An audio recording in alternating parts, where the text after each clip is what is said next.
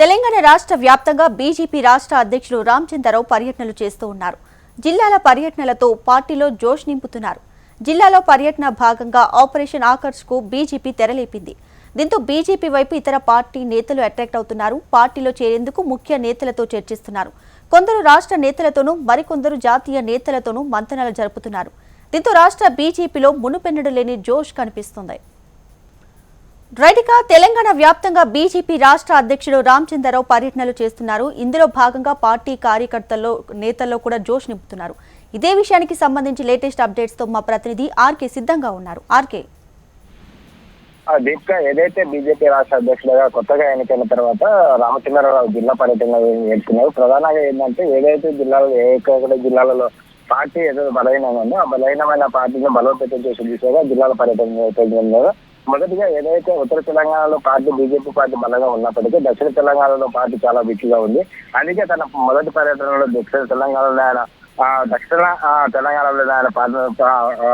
పర్యటన చేస్తున్నారు. అందులో భాగంగా మొదట నల్గొండ జిల్లాలో పర్యటన చేశారు. అదేవిధంగా తర్వాత మహబూబ్నగర్ జిల్లాలో పర్యటన చేశారు.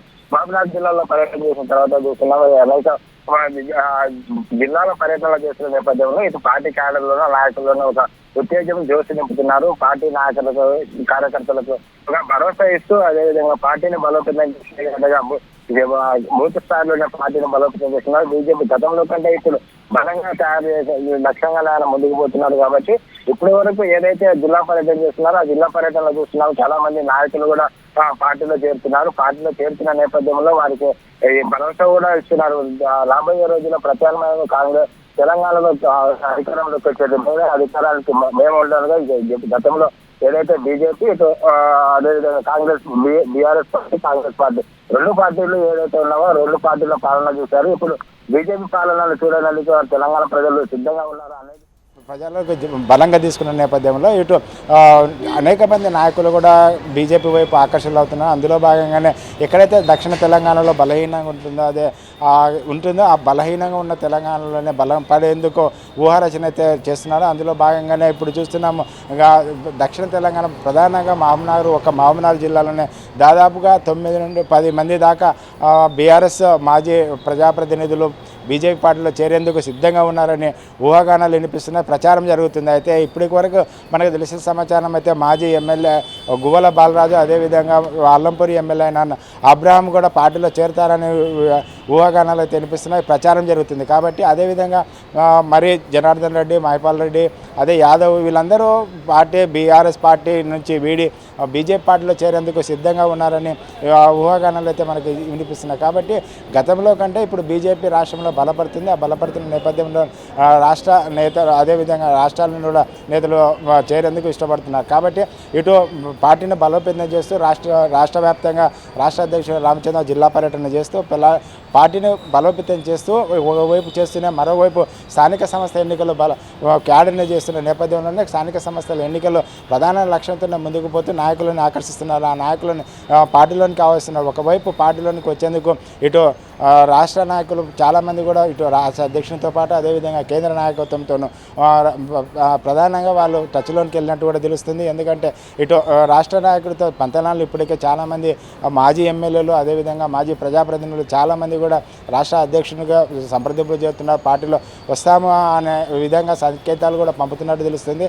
అదేవిధంగా మరికొందరు అయితే జాతీయ నాయకత్వంతో టచ్లో వెళ్ళినట్టు కూడా మనకు తెలుస్తుంది. కాబట్టి ఇప్పటికైతే ప్రధానంగా ఇప్పుడు ఏదైతే బీఆర్ఎస్ బలహీనపడుతుంది బీఆర్ఎస్లో అంతర్గత కుమ్మలాటలు ఏవైతే జరుగుతున్నాయో అదేవిధంగా గత వారం రోజుల కిందట ఏదైతే బీజేపీ ఎంపీ అయినటువంటి సీఎం రమేష్ ఏవైతే వ్యాఖ్యలు చేశారో త్వరలోనే బీజేపీ పార్టీ బీఆర్ఎస్లో విలీనం అవుతుంది, లేకుంటే బీఆర్ఎస్ పార్టీ విలీనం అవుతుంది కాబట్టి బీఆర్ఎస్ పార్టీ బీజేపీలో విలీనం అవుతుంది ఏదైతే ఆయన స్పష్టం చేశాడో దాని నేపథ్యంలో అనేక మంది బీఆర్ఎస్ నేతలు ఇప్పుడు ఏం చేయాలి ఎటు పోవాలి అనే సందిగ్ధంలో ఉన్నారు. కాబట్టి ఇప్పుడు ఇటు చూసిన అదేవిధంగా బీఆర్ఎస్ పార్టీలో ఒకవైపు కవిత ఇష్యూ నడుస్తుంది. అదేవిధంగా కేటీఆర్కు అదేవిధంగా మరికొందరు నేతల మధ్య అంతర్గత విభేదాలు నడుస్తున్న నేపథ్యంలో వాళ్ళందరూ ఎటో తేల్చుకోలేని పరిస్థితుల్లో ఉన్నారు. అది అందరికీ ఇప్పుడు ప్రత్యామ్నాయంగా బీజేపీ పార్టీ కనిపిస్తుంది. కాబట్టి ఇటు కాంగ్రెస్ పార్టీలో కూడా ఒక ఏడాది లోపలనే దానికి మన ఏదైతే సంక్షేమ పథకాలు కానీ ఏదైతే 6 గ్యారెంటీ ఇచ్చారో ఆ 6 గ్యారెంటీల విషయంలో కాంగ్రెస్ పార్టీ విఫలమైన నేపథ్యంలో ఇప్పుడు